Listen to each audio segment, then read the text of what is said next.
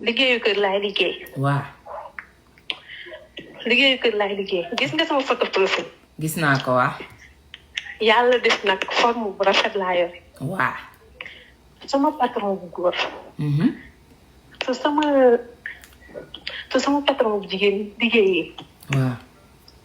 benn jour mu ñu woo ne ma ndax am nga qualité. ma ne ko non mu dem indi forooteem de moom. waa. ne ma kaay foroote ma passage ma. waa. ma ne ko massage ma hésité ma ne waa kii ci borom liggéey mu naan kay massage. waa. ma tiit mu woo ma appel WhatsApp ne ma yow laay waxal ñëwal nga massage ma. waa. may des ci ma dem massage ko benn jour boobu. waa.